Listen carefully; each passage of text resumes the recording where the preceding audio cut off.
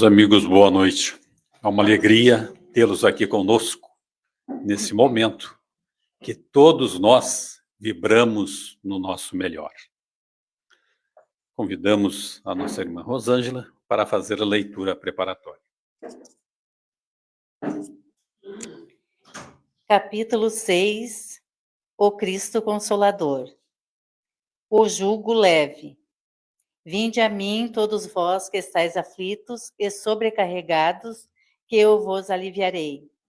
Tomai sobre vós o meu jugo e aprendei comigo, que sou brando e humilde de coração, e achareis repouso para as vossas almas, pois é suave o meu jugo e leve o meu fardo. Todos os sofrimentos, misérias, decepção, dores físicas, perdas de seres amados, encontram-se consolação na fé no futuro, na confiança na justiça de Deus, que o Cristo veio ensinar aos homens. Sobre aquele que, ao contrário, nada espera após esta vida, ou que simplesmente duvida, as aflições caem com todo o seu peso e nenhuma esperança lhe mitiga o amargor. Foi isso que levou Jesus a dizer: vinde a mim todos vós que estáis fatigados, que eu vos aliviarei. Entretanto, faz depender de uma condição a sua assistência e a felicidade que promete aos aflitos. Essa condição está na lei por ele ensinada. Seu jugo é a observância dessa lei, mas esse jugo é leve e a lei é suave, pois que apenas impõe como dever o amor e a caridade.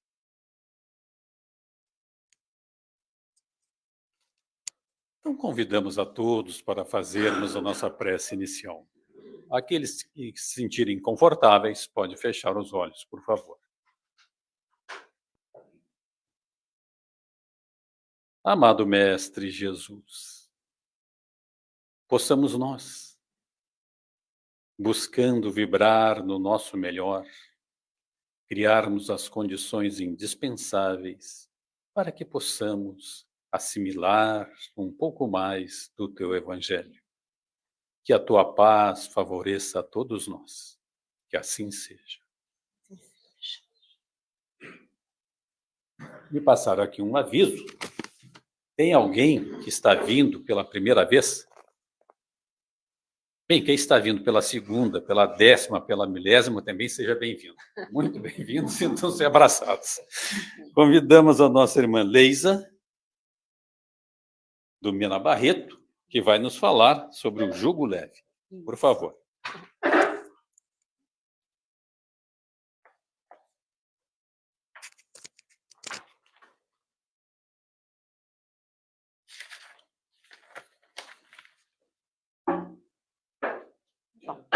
Tá bom. Então, meus amigos, uma boa noite a todos. Boa noite. Hoje está uma noite bastante especial para falar de Jesus. Eu vinha pensando e observando no caminho, porque lá fora está um vento muito agradável, né? E uma noite de temperatura também agradável. Faz lembrar os relatos da espiritualidade amiga que nos conta dos momentos em que Jesus se reunia com os espíritos, com os encarnados naquele momento, à beira da praia, com essa mesma brisa que sopra lá fora, soprando também naquele ambiente ali, onde ele fazia as suas curas, as suas pregações, onde ele acolhia a todos. Então, a gente deseja, do fundo do coração, que nós possamos também, nesse momento, lembrar a presença amorosa de Jesus entre nós. Eu pedi ao seu Ney que a mensagem, a leitura inicial, fosse aquele capítulo do Evangelho, aquele trechinho do capítulo 6, né? Primeiro itemzinho ali, porque é justamente o título que nós vamos trabalhar, que nós vamos hoje refletir com os amigos, que é o jugo leve. Se a gente olhar naquela leitura que foi feita pela irmã, Kardec nos dá uma explicação muito pontual, sempre muito clara, sobre o significado do jugo leve. Mas eu vou ler somente a fala que foi anotada pelo evangelista Mateus novamente, porque nós vamos estudar esse assunto, mas nós vamos estudar através de uma história hoje. Um pouquinho diferente do habitual, porque às vezes a gente lê o Evangelho, lê uma passagem do Evangelho, lê uma fala dita por Jesus, anotada pelos apóstolos, mas tem uma certa dificuldade, talvez, né, em compreender a essência daquela mensagem. O que exatamente o Cristo queria que nós entendêssemos quando ele falou aquilo ali naquele momento. E aí, através da psicografia, através da mediunidade, aqueles espíritos que passaram pela Terra vêm e nos dão o seu depoimento. E aí nos ajudam de uma forma muito prática, muito clara, contando para nós a sua experiência de vida, a entender essas mensagens de Jesus. Claro que a gente não tem a pretensão aqui, né, de esgotar o entendimento, porque são lições preciosas que a gente vai passar muito tempo estudando. Mas talvez aproxime um pouco do nosso entendimento nós vermos isso na prática, né? E aí eu convido os irmãos a irem pensando no momento da história que eu vou narrar para vocês, que é uma história verídica, como eu disse, a irem fazendo as associações com o seu dia a dia, com a sua vida, com as suas práticas, com o seu comportamento, né? Para que a gente talvez tenha ou não semelhanças com aquilo que a personagem principal vai nos dar de testemunho da sua vivência. Então eu vou reler só o primeiro trechinho aqui. Peço que a gente sinta assim essas palavras bem com a nossa emoção, né, para a gente poder refletir na história. Então começa assim, é uma anotação de Mateus. Vinde a mim todos vós que estáis aflitos e sobrecarregados. Isso é Jesus dizendo para nós, né? E eu vos aliviarei. Essa é a promessa dele. Tomai sobre vós e aprendei de mim, comigo, que sou dócil e humilde de coração. E encontrareis o descanso de vossas almas. Quando a alma está cansada, ele convida para ir até ele, porque nele nós encontraremos o descanso da alma cansada. Pois, diz ele, o meu jugo é suave e o meu fardo é leve. Essa é a mensagem. Então a gente vai tentar entender a mensagem através da vivência da personagem principal dessa história aqui. Eu vou mostrar o livro, mas depois o senhor Ney pode até colocar na descrição, porque é lógico que pelo tempo aqui nosso, eu vou tirar muitas situações da história, eu vou me deter só nos fatos principais. Muitos detalhes aqui eu vou omitir. Então, quem quiser depois fazer a leitura completa, gente, são histórias muito ricas, né? São testemunhos de vida, tá? São histórias que foram contadas pelo próprio espírito que viveu aquilo naquele momento, com toda a sua emoção. Essa aqui é do livro Retratos de Nazaré, é uma psicografia da médium Cirineia Maffei e editada pelo espírito Leon Tolstói. Esse livro, para vocês entenderem, cada capítulo dele, cada história dele, vai fazer referência a um capítulo do Evangelho segundo o Espiritismo. Então, esta história de hoje vai se referir ao capítulo que tem o título Jugo Leve, certo? Muito bem.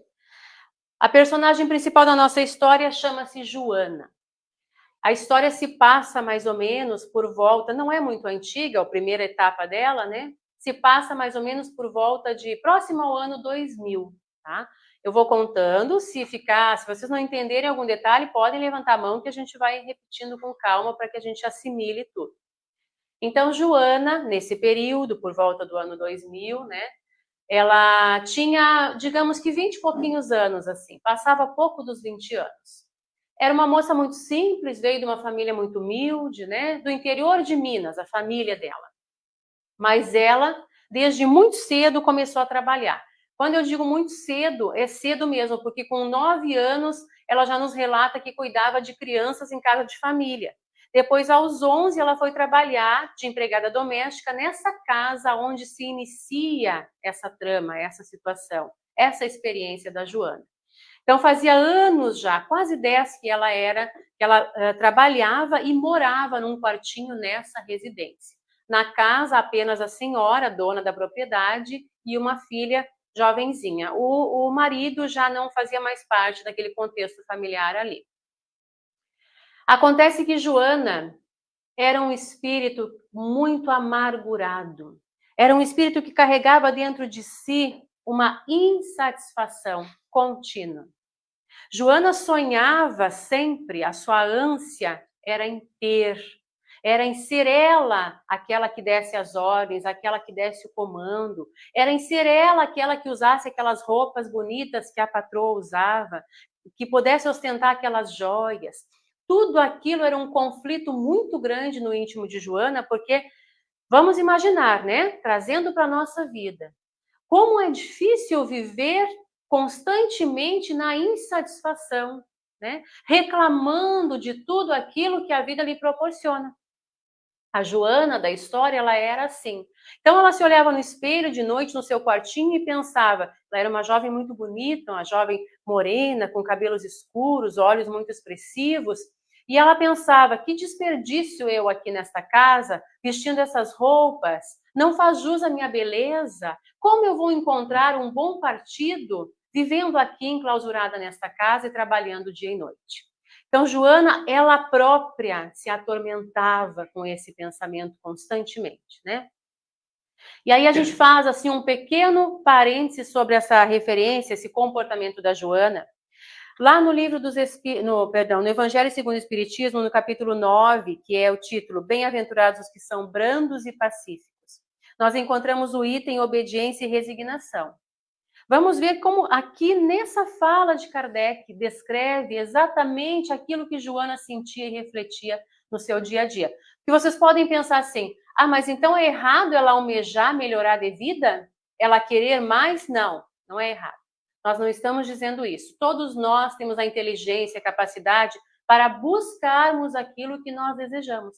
Qual era o problema da Joana? O problema é que ela vivia com uma amargura. Ela não ia à luta, ao encontro do que ela queria, ela vivia reclamando. Aquilo causava para ela uma tormenta maior.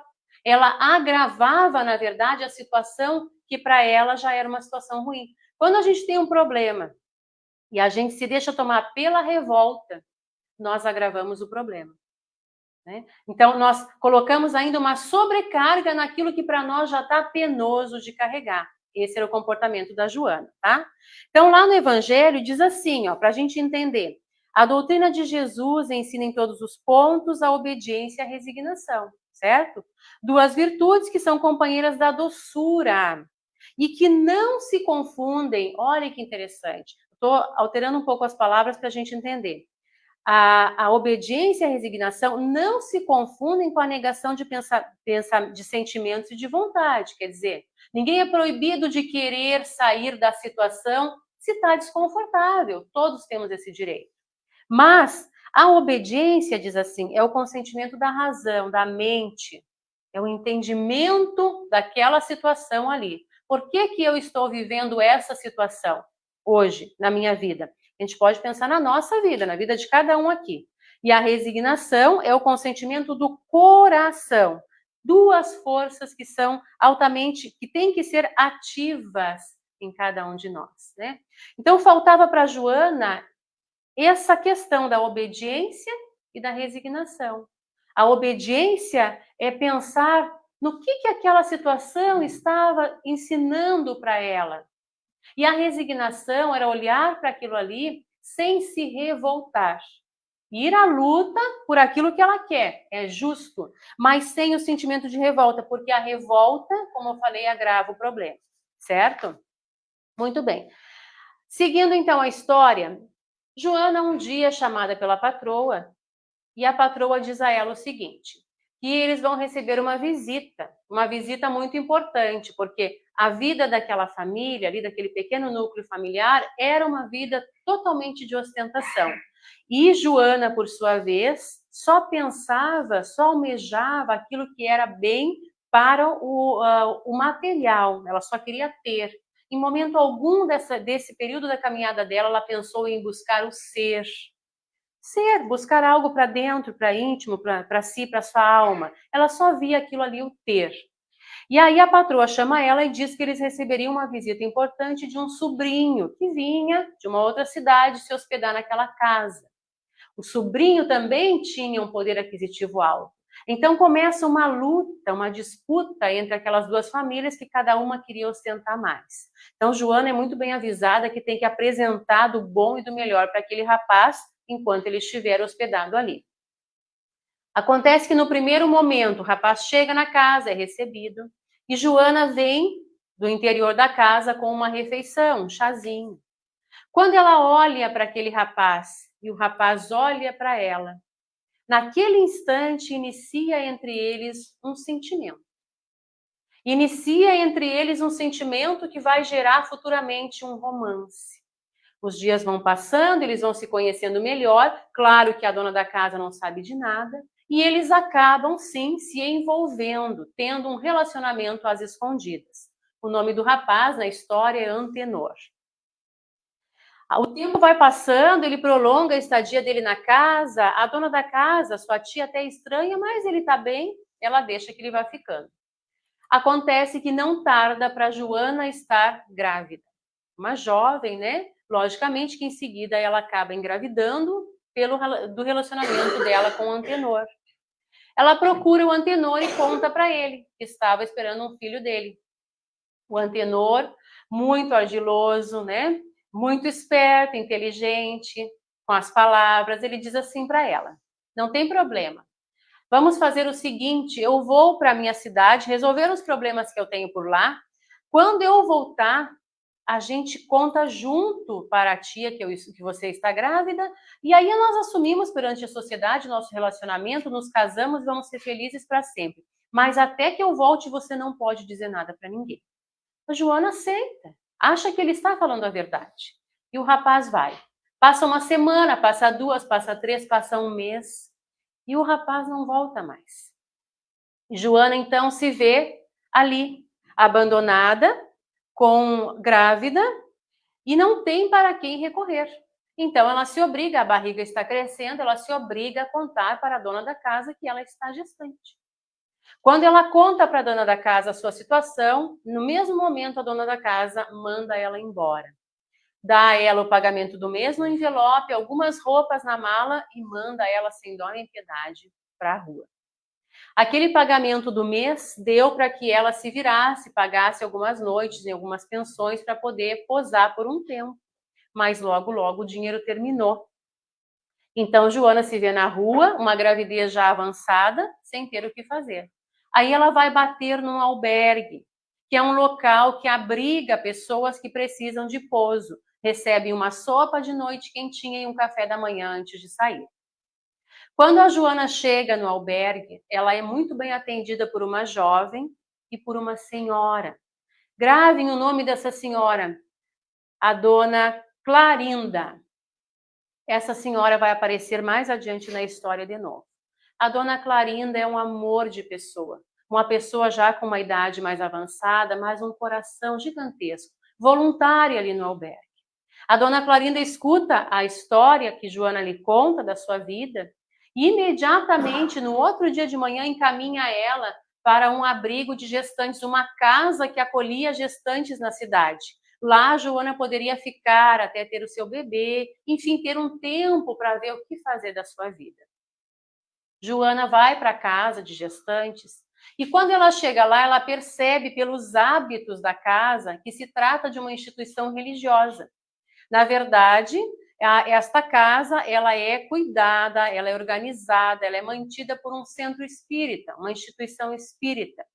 E ali, por ser uma instituição espírita, de quando em quando é feito semanalmente o evangelho no lar. Todas aquelas pessoas gestantes que moram na casa são convidadas a participar do evangelho no lar, são convidadas a participar da palestra pública doutrinária, a receber o passe se desejar, a quem sabe se iniciarem nos estudos. Joana não aceita nada disso. Se Joana já era revoltada quando trabalhava lá na casa da dona, que almejava uma posição social, agora ela tem para com ela uma revolta maior ainda, que só se agravou. Porque agora, além da revolta, ela ainda tem a preocupação com o filho que está no ventre. E a raiva, o ódio que ela desenvolveu muito grande e alimentou do Antenor que foi embora e que sumiu no mundo. Então, quando Joana é convidada para o evangelho, ela diz que não. que ela não quer saber de ouvir falar o nome de Jesus. Esse nome para ela faz parte do passado, ficou lá atrás, ela nem lembra mais. Deus, há muito que ela não acredita mais em Deus. Afinal de contas, diz ela, se ele existisse, eu não seria tão injustiçada, porque ela se via assim, como eu sou. Ele não permitiria, se existisse Deus, que eu vivesse tudo que eu vivo na minha vida. Então, eu não quero fazer parte. Essas pessoas que fazem o culto do evangelho, elas veem Jesus como um irmão amoroso. Para mim, ele não é nada disso. Para mim, ele é um qualquer e faz parte do passado. Essa era a reação de Joana. O tempo vai passando e uma funcionária que trabalhava na casa de gestantes tinha as colaboradoras voluntários do Centro Espírita, e tinha também os funcionários. Uma das funcionárias pede demissão, vai embora, segue a sua vida em outro rumo, enfim. E sobra uma vaga ali naquela casa. E Joana é convidada, então, a ocupar aquela vaga, trabalhar ali, receber um salário, morar no quartinho e cuidar do seu filho. Aparentemente, né, a vida estava lhe oferecendo aquela nova oportunidade de recomeço. Joana aceita, porque não tem outra opção. Mas a revolta, a amargura, o rancor que aquele espírito traz, permanece sempre muito vivo dentro dela. O filho nasce e ela ama o filho.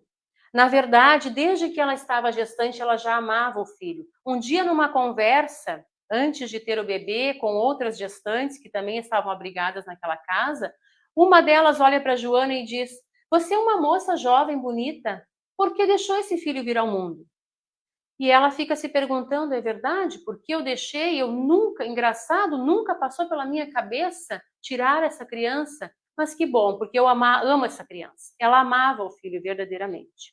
Então ela passa a viver ali, a trabalhar ali, mas aquela amargura, aquele rancor, a insatisfação, as reclamações diárias acompanham Joana. E ela trata as pessoas à volta dela com uma certa indiferença, porque ela sempre acha que ela seria merecedora de uma posição melhor que aquela que as outras pessoas que ali estão do lado dela lhe ofertando, inclusive a estadia. Muito bem. Acontece que, determinado momento, de semana em semana, de tempos em tempos, há um médico que visita essa casa para gestantes e que vai até ali atender as moças jovens que vão ter os seus bebês. Joana acha aquele rapaz, é um médico jovem, um pouco mais da idade dela, ela acha ele um homem muito bonito. Mas ela não se atreve a chegar perto dele, porque ela pensa, imagina, se esse homem, um médico, vai olhar para mim. Então, ela fica na dela. Só que um dia, Joana tem um problema, ela desmaia e é internada às pressas e fica 2 dias em coma. Ela teve uma espécie de um AVC, para a gente entender. E ela fica em coma por 2 dias e o médico, esse que está ali atendendo ela, vai até lá, nos 2 dias que ela esteve, outras pessoas da casa onde ela mora, que queriam muito bem ela, vão até lá, fazem a leitura do evangelho, conversam com ela. Quando ela acorda do coma, é possível avaliar a extensão do problema. E o médico suspeitava que ela ficaria com alguma possível sequela. Dito e feito, Joana não consegue movimentar as suas pernas. Precisa, então, andar de cadeira de roda. Se, imaginem, né? Se ela já era assim, tendo saúde, saudável, imagina agora que ela está precisando para se locomover de uma cadeira de rodas. Então, agora ela não quer mais saber de nada. Ela se entrega àquela dor e àquele sofrimento. Ela aumenta a revolta que ela já tinha contra Deus. E aqui a gente pode pensar, gente, né, na nossa vida. Quantas vezes, diante da situação difícil que nós estamos vivendo, diante da adversidade, diante do sofrimento, nós também nos achamos abandonados por Deus? Será que em determinados momentos a gente não tem esse pensamento da Joana? Assim ela vivia. Então ela acorda e ela passa a viver naquela cadeira de rodas. Agora, revoltada, nem o filho ela quer mais saber. E agora ela ficou mais estúpida, mais ríspida com aqueles que a tratavam bem. E eles insistiam com ela: vamos à casa espírita, Joana, vamos assistir a palestra, vai te fazer bem, receber o passe. Não, Joana não aceitava nada. Mas ela era muito benquista naquele lugar. E todas as vezes que havia o trabalho de preces e radiações na casa espírita, todas as vezes que havia o trabalho mediúnico, o nome de Joana era carinhosamente colocado na forma de solicitar a espiritualidade amiga que pudesse abrandar, acalmar, pacificar aquele coração tão revoltado ali, para que ela pudesse, então, ver um novo horizonte e sair daquela situação. Tanto foi feito as preces e radiações, que numa noite, Joana vai dormir.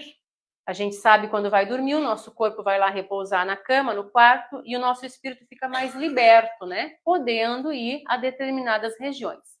Joana é levada a uma colônia em espírito, né?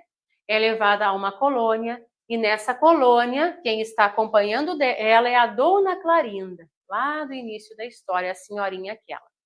Quando elas estão naquela colônia, a Dona Clarinda diz a ela que serão mostrados alguns fatos para ela, esclarecedores, para que ela entenda os motivos pelos quais ela está passando por aquelas situações, para que ela entenda que ela não é uma pessoa injustiçada na vida, esquecida por Deus, que há motivos para aquilo que ela está vivendo, mas que, porém, ela está agravando ainda mais as suas dores com aquele comportamento.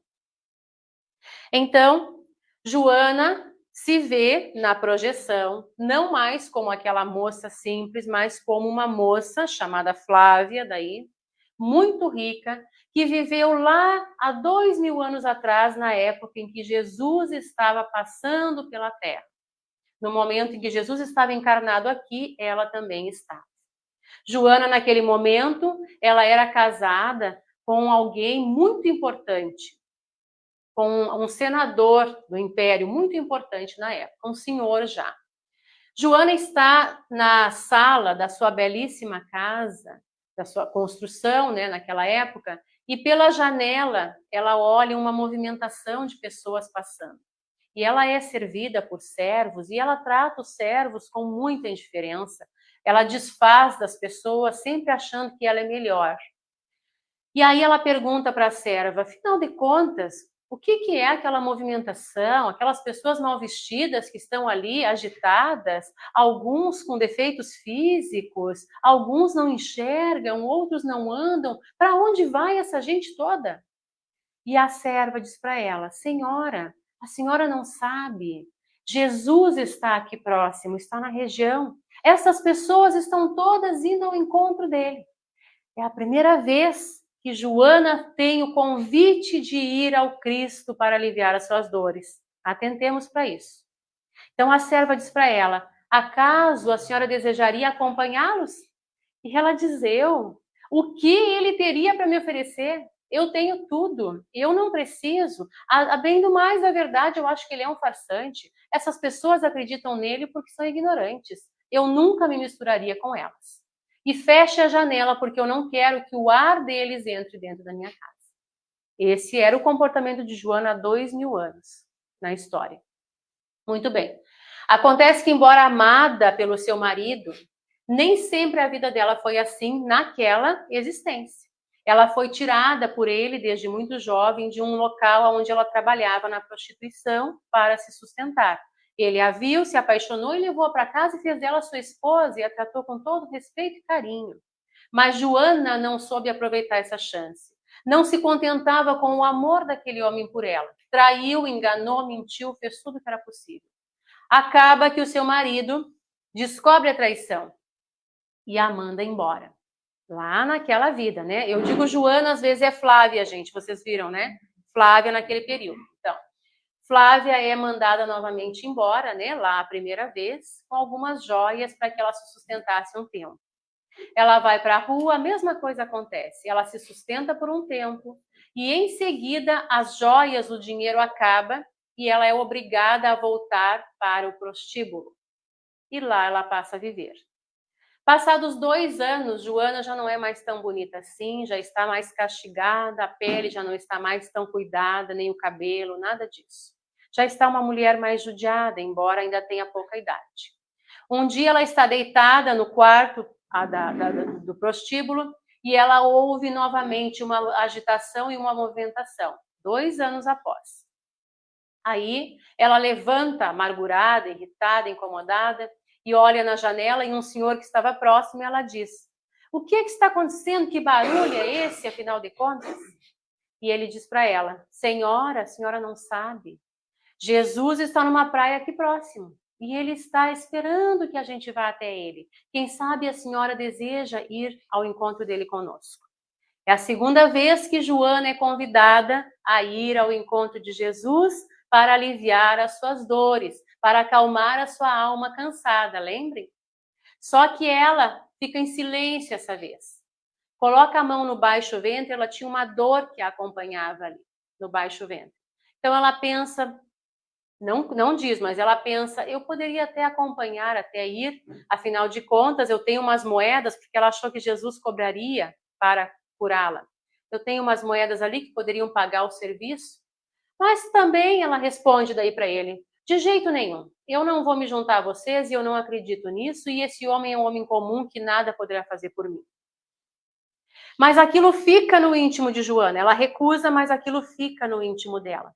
Às vezes, diante de uma dor tão grande, meus amigos, uma dor que é insistente, nós acabamos buscando, por necessidade, uma transformação dentro de nós. É o que estava acontecendo com a Joana. Então ela pensa alguns minutos, eu não tenho nada a perder, eu vou. Pega suas moedas, coloca na bolsinha e sai. E vai ao encontro de Jesus, que está para chegar numa praia. Quando ela chega àquela multidão ali, ela não se mistura porque ela não quer, ela acha que ela é melhor que aquelas pessoas ali. Ela olha para o lado e vê algumas mulheres emocionadas chorando e ela pensa, mas que absurdo, chorando, por quê? Que emoção é essa? O que essas pessoas veem nesse homem? Ele é um homem simples. A embarcação vem chegando, Jesus, junto dos apóstolos, desce de uma delas. Então, ele chega na praia e abre a multidão e vai ele direto ao encontro de Joana. Quando ele chega na frente dela, ele diz assim: mulher, o que queres que eu faça? Ela não consegue falar. Mas ela leva a mão no baixo ventre, onde ela tinha dor. Claro que Jesus já sabia o que ela queria. Então, ele amorosamente coloca a sua mão próxima da dela e diz para ela: vai e não volta a pecar. E vira as costas e segue fazendo as outras curas, os outros atendimentos. E ela fica indignada. Ela vira as costas e diz: mas era isso que eu vim fazer aqui? Ainda bem que eu não paguei, porque sequer ele tocou em mim. Eu vou embora, eu perdi o meu tempo, eu vim de longe, eu estou cansada, eu não deveria ter vindo. E volta para sua casa, volta para o seu quarto. Chega em casa, dorme por mais de um dia. Quando acorda, ela não tem mais a dor. Mas aí ela pensa assim: será que não é uma coincidência? Afinal de contas, aquele homem, um homem simples, o que poderia ter feito por mim? Será que não é resultado, a dor foi embora, mas será que não é resultado das infusões que eu tenho tomado, dos chás? Ou será que não estava na hora mesmo da dor me abandonar e pronto? Não tem nada a ver com esse homem. E volta para a sua vida normal, para as suas práticas normais. E a lembrança de Jesus fica lá no passado para ela, como ela diz, lá na vida presente atual. 5 anos depois, Joana desencarna por conta de uma hemorragia, em virtude de mais um aborto que ela havia praticado naquele momento. Quando essas cenas se desfazem, lembrem, ela está com Dona Clarinda numa colônia no plano espiritual. Então ela olha para Dona Clarinda e diz: Dona Clarinda, o que é isso? Vida passada? Eu não estou entendendo, que situação é essa? E aí a Dona Clarinda diz assim para ela, vou me permitir ler porque a fala é muito esclarecedora para nós. Esta é a sua história e encarnação há mais de 2000 anos.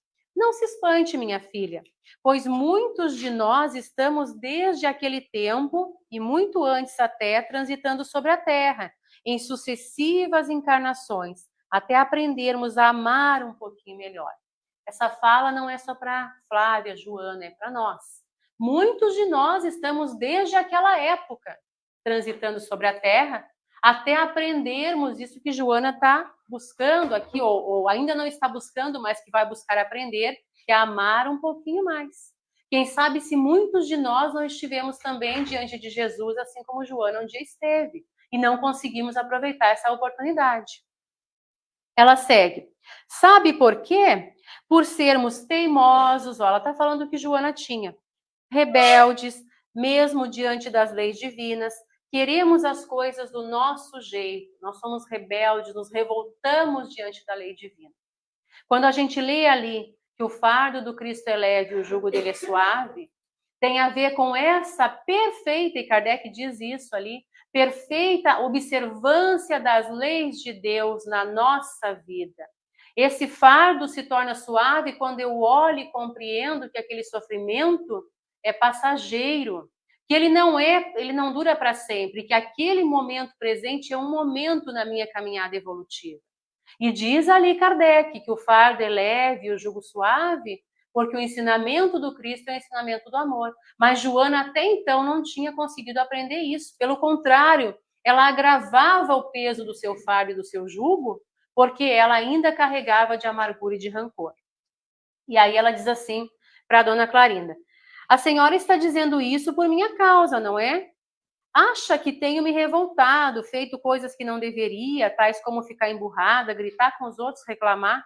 Mas quem vai querer uma cadeira de rodas? Ela diz. E aí a dona Clarinda dá uma resposta brilhante para ela. Não se trata de querer, mas sim de aceitar as lições e fazer algo de bom através delas. Isso é carregar o fardo leve e o jugo suave do Cristo. Às vezes a gente não quer viver aquilo ali, mas pela resignação nós temos que aceitar, compreender, fazendo o nosso melhor, é lógico, para sairmos da dificuldade, mas sem a revolta e procurando tirar da situação difícil a lição, o aprendizado, para não ter que repetir a mesma vivência. Joana vem há 2000 anos repetindo os mesmos equívocos e se comprometendo ainda mais. Segue a dona Clarinda. A Joana diz para ela: então Deus está me castigando? Olha a ideia dela. Então isso tudo que eu estou vivendo é castigo. Eu errei e estou pagando agora? Será que Deus castiga a gente? Deus não castiga ninguém. Deus é amor. Ele jamais castiga um filho. Essa é uma ideia equivocada que nós fazemos porque não compreendemos a grandeza do Pai. Mas Deus não castiga ninguém. E aí a dona Clarinda diz para ela: você mesma está se castigando.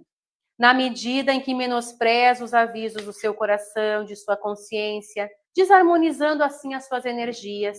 As leis divinas estão esculpidas em nossa consciência, minha querida. Quando as ignoramos, nós mesmos desencadeamos processos de reajuste, plantamos e colhemos. Então não trata-se de um castigo. Ela estava vivendo situações difíceis, mas que poderiam ter sido vividas com muito mais, de uma forma muito mais amena, se ela não tivesse agravado as suas dores. É isso que às vezes a gente faz, quando deixamos que a revolta tome conta dos nossos corações. E aí a dona Clarinda continua: Joana, trouxeram você aqui para tentar abrir os seus olhos.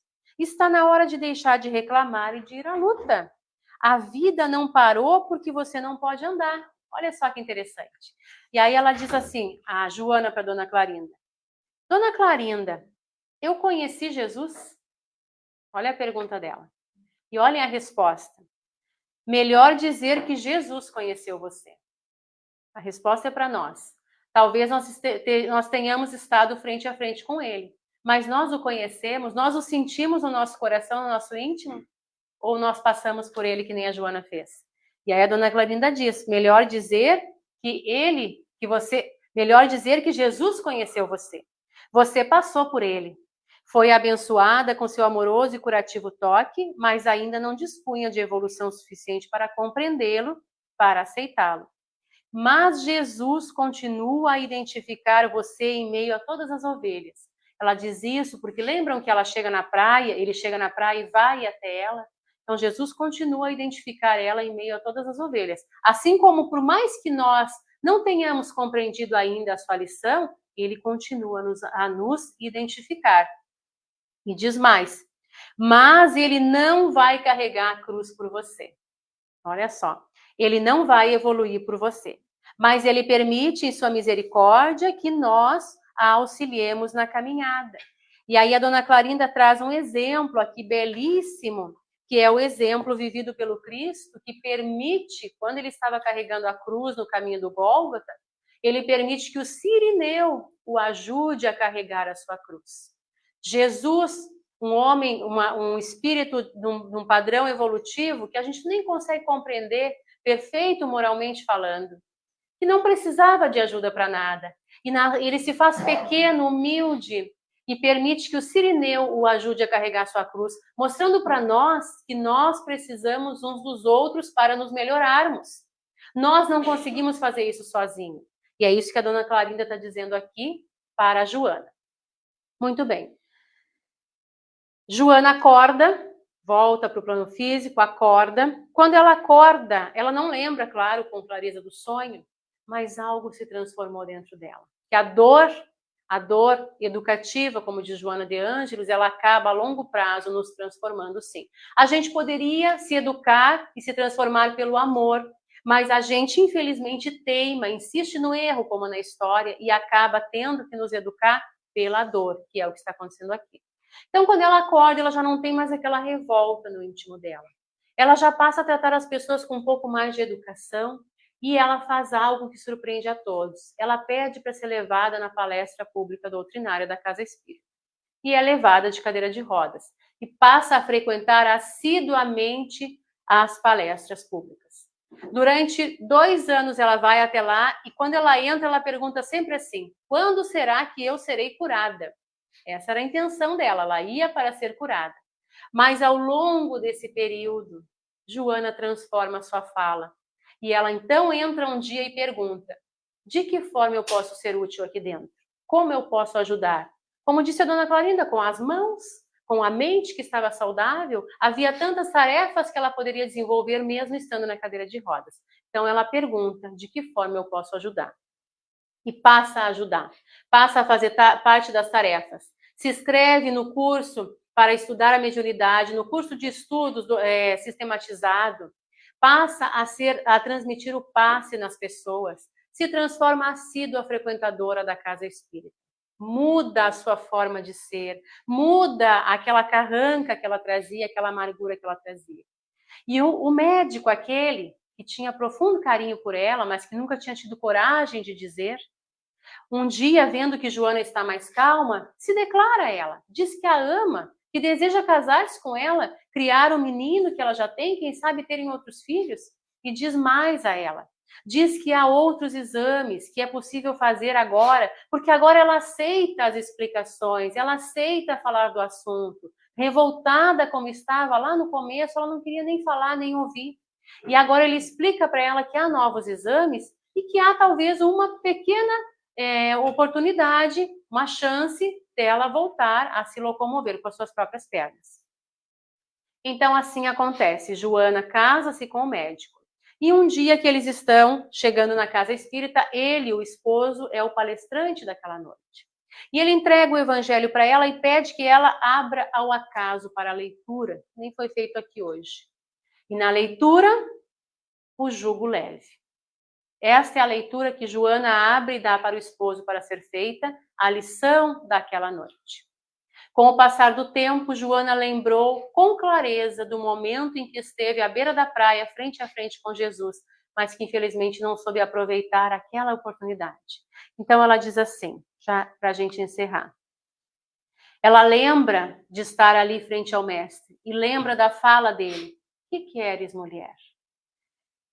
Com certeza agora, somente almejava sentir-lhe o doce toque de amor. Ela não queria mais nada a não ser sentir, porque ela não sentiu aquela vez. Aquele doce toque amoroso que curou ela e que ela não soube entender. Joana aprendera que as dores do mundo poderiam ser superadas. Depois de toda essa etapa de dores e sofrimentos que ela agravou, ela aprendeu que todas as dores poderiam ser superadas, resultando num crescimento pessoal e em evolução. Então ela entendeu, ela muda o olhar sobre a dor. Ela entende que a dor é um processo educativo na nossa caminhada. Não mais temia o sofrimento, aceitando com a mesma naturalidade que colhia as alegrias, sabendo que dele, da dor, do sofrimento, sairia mais forte.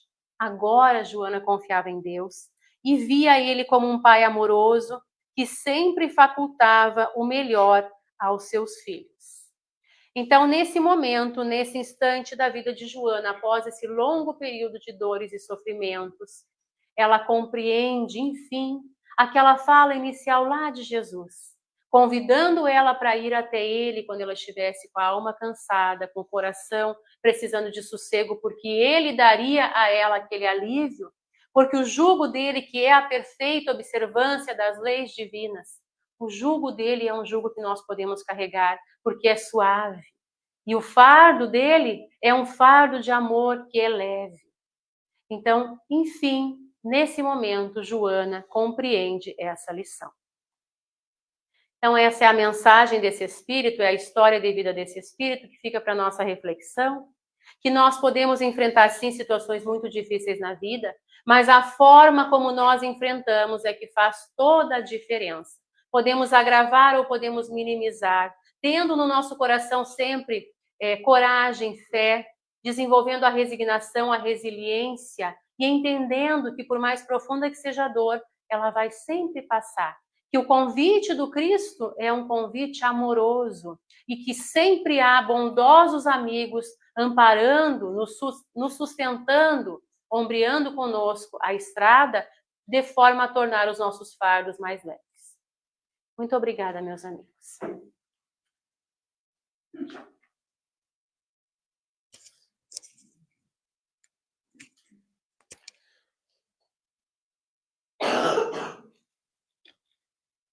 Nós vamos explorar um pouco mais a nossa palestrante e solicitar que ela faça a prece final para nós, por favor. Sim, sim. Convido os amigos, então, a fecharem os olhos, suavemente. Vamos imaginar que nesse instante estamos cada um de nós frente a frente com o amigo Jesus, com esse irmão querido que nos ampara sempre, que nos ama incondicionalmente e que vê em nós hoje a vontade de acertarmos o passo na caminhada.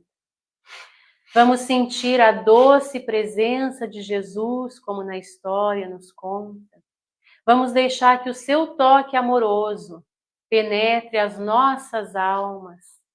E se tiver em nós algo que precise ser resolvido, algo que precise ser tratado, trabalhado, vamos deixar que essa energia amorosa que vem do Cristo nos cure nesse instante e nos deixe mais leve, e nos deixe com fé, com esperança no coração.